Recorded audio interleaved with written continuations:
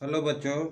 आज हम एक क्वेश्चन देखते हैं स्केल से ही, क्योंकि अजय साहू का जो है वो कमेंट आया था इस क्वेश्चन के लिए। तो इसके पहले मैंने जो एक वीडियो डाला था उसमें थोड़ा सा अंतर था कि उसमें 10 सेंटीमीटर के जगह पर मीटर लिखा हुआ था। तो इस पर उन्होंने बहुत सारे लोगों ने कमेंट किया है कि मीटर का मतलब क्या है।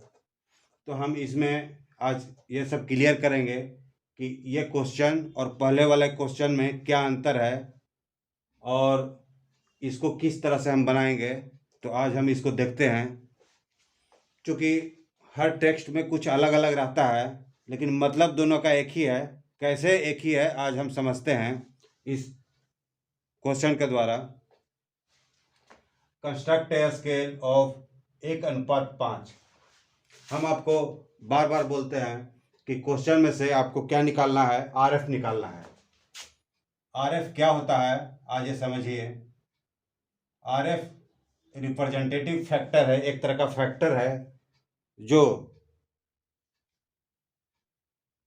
हम कितना लंबाई का स्केल बनाएंगे उसका अनुपात और एक्चुअल लेंथ के अनुपात को हम आरएफ कहते हैं।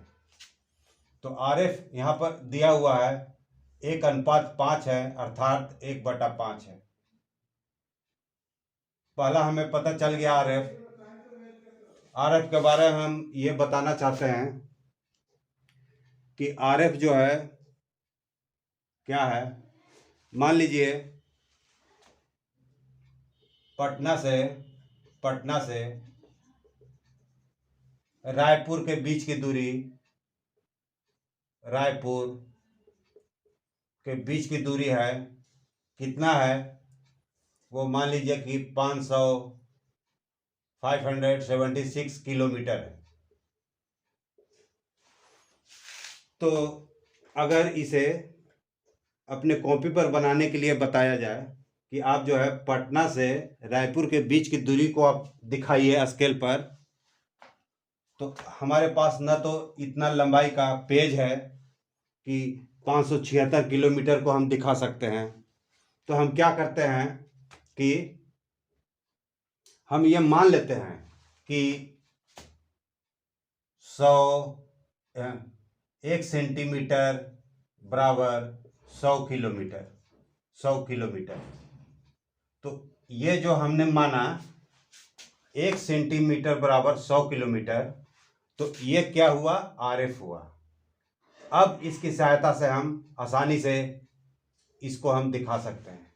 जैसे इसका आरएफ क्या हो गया, आरएफ बराबर 1/1 सेंटीमीटर बटा 100 किलोमीटर। अब 1 सेंटीमीटर बटा 100 गुने 1 किलोमीटर में कितना सेंटीमीटर, तो 10 के पावर 5। तो इस तरह से इसका आरएफ बराबर हो गया 1/10 के पावर 7। तो ये आरएफ हमें मिल गया।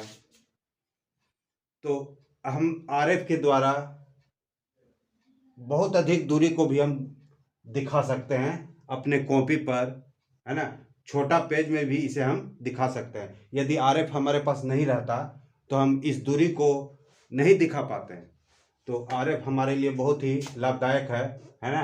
तो आरएफ अगर हमें मिल गया कि ये जो स्केल बनाना है उसका आरएफ क्या है, तो आरएफ इसका कितना है, 1/5 है। ठीक है, इस क्वेश्चन में आरएफ 1/5 है। यहाँ पर हमें आरएफ निकालने के लिए कोई जोड़ घटाव नहीं करना पड़ा।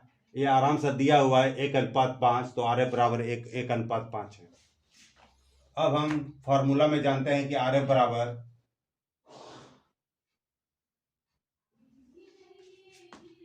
लेंथ ऑफ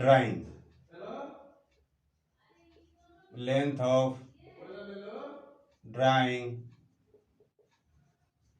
बटा एक्चुअल लेंथ होता है। आरएफ का मान हमें दिया हुआ है 1/5 और लेंथ ऑफ ड्राइंग हमें निकालना है, तो उसका जो का त्यों लिख देंगे। लेंथ ऑफ ड्राइंग, अब एक्चुअल लेंथ कितना है, तो एक्चुअल लेंथ यहाँ दिया हुआ है 10 डेसीमीटर। 10 डेसीमीटर दिया हुआ है, तो हम यहाँ पर 10 डेसीमीटर लिख देंगे।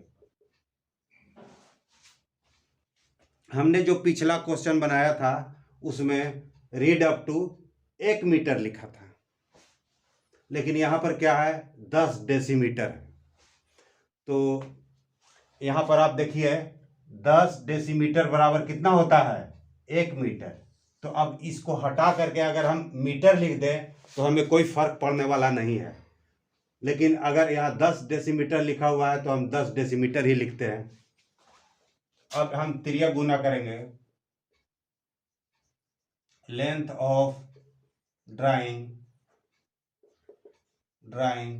बराबर 10 डेसीमीटर बटा 5।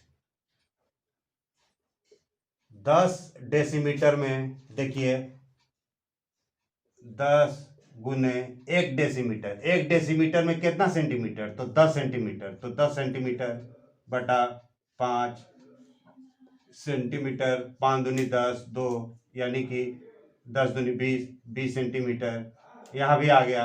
और हमने जो पीछे जो क्वेश्चन बताया था उसमें भी 20 सेंटीमीटर ही आया था। तो अब आप आराम से इस क्वेश्चन को सॉल्व कर सकते हैं। सिर्फ आपको अंतर है, यहाँ 10 डेसीमीटर दिया हुआ है और वहाँ जो हमने जो पिछला जो क्वेश्चन बनाया था उसमें 10 डेसीमीटर के जगह पर 1 मीटर दिया था। तो दोनों का मतलब एक ही है। अब आप जैसे पहले बनाए थे उसी तरह से इसको आप सॉल्व करेंगे तो आप बना पाएंगे। मुझे यह वीडियो बनाना पड़ा क्योंकि बार बार बहुत सारा कमेंट आ रहा था, उनका शायद इसमें 10 डेसीमीटर लिखा हुआ आ रहा होगा और हमने जो बताया था मीटर लिख के बताया था, तो इसलिए उनको कन्फ्यूजन हो रहा था। लेकिन हम बता देना चाहते हैं कि 10 डेसीमीटर बराबर 1 मीटर ही होता है, 1 मीटर ही होता है। आप जो है नेट में या कहीं भी किताब वगैरह में या कहीं से पता कर लें, आपको इसका मतलब सेम आएगा। 10 डेसीमीटर को हटा करके हम मीटर लिख सकते हैं यहाँ पर। ठीक है, तो लगता है कि आपको जवाब मिल गया होगा अजय साहू जी। तो हम अगला इसी तरह से कमेंट करिए। अगर आपको समझ में नहीं आ रहा है तो हम समझाने का प्रयास कर रहे हैं बार बार।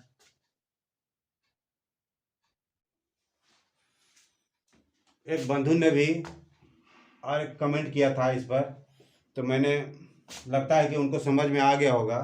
मेरी बात अगर वहाँ तक पहुँच रही होगी तो उनको अगर समझ में आ गया तो अच्छी बात है, और अगर नहीं समझ में आया तो मैं और अगला वीडियो में देखता हूँ कि उनको समझाने का प्रयास करता हूँ, तो वो अपना बता दें कि उनको समझ में आया या नहीं आया।